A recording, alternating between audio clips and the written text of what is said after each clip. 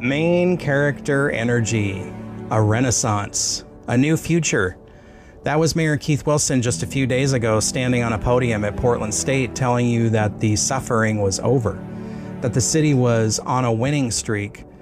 But while he was busy crafting a fairy tale for the cameras, his office was secretly preparing the cold hard numbers for the actual budget. And let me tell you, when you look at the math, the renaissance is already dead on arrival.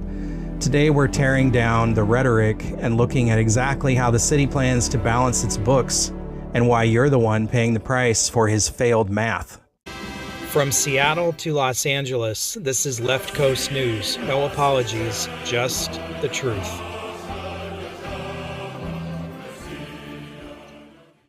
Welcome back to Left Coast News. I'm your host, and today we are doing what the local media refuses to do. We are actually reading the fine print. Last Friday, the mayor sold you a dream. He said he refused to put the brakes on our recovery. He said he was going to lock in that progress. Well, that proposed budget was released, and if this is locking in progress, I'd hate to see what a retreat looks like. We're staring down a $160 million deficit, and instead of taking ownership, the administration is gutting the very services they claimed were top priorities. Let's start with the sleight of hand regarding homelessness. The mayor is slashing the transfer of funds to the county for homeless services by 31%. He's cutting shelter and outreach programs by a massive 37%. He'll tell you this is centralization, that the city can do it better alone. This is bureaucratic doublespeak for we're hoping we can just make the problem look smaller by pulling the plug on the people doing the work. You don't solve a crisis by cutting off the lifelines. You don't end the era of death in tents by pulling the funding from the people on the front lines. And then look at the police bureau. The mayor talks a big game about public safety, but look at the line items. He's gutting $21.7 million in technology and administrative support. He's preserving the headcount, sure, but that looks good on campaign flyers.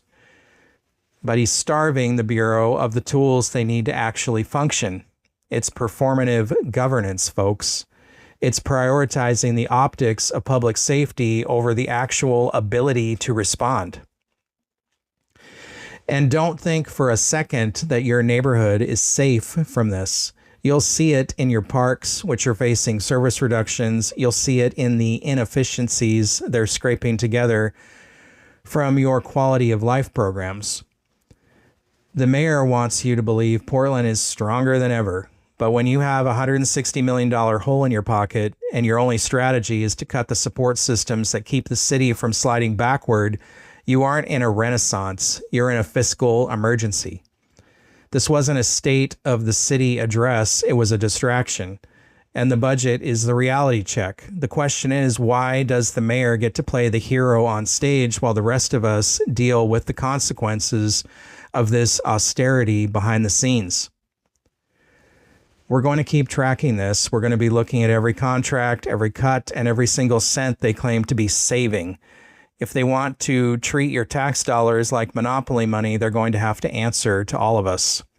Thank you for watching Left Coast News. If you're seeing these cuts in your neighborhood, email us.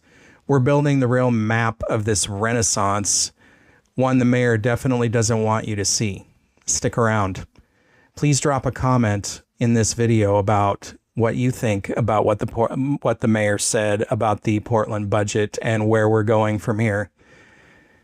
Do you think that his cuts are a good thing? Or do you think we're going to see more suffering in the city, especially in homeless populations? Is homelessness going to explode even more than what it is now? If you got anything out of this, please like, follow, and share. We're on all social media sites, YouTube, Facebook, Brighteon, Rumble, BitChute, X, and others. Thanks for watching.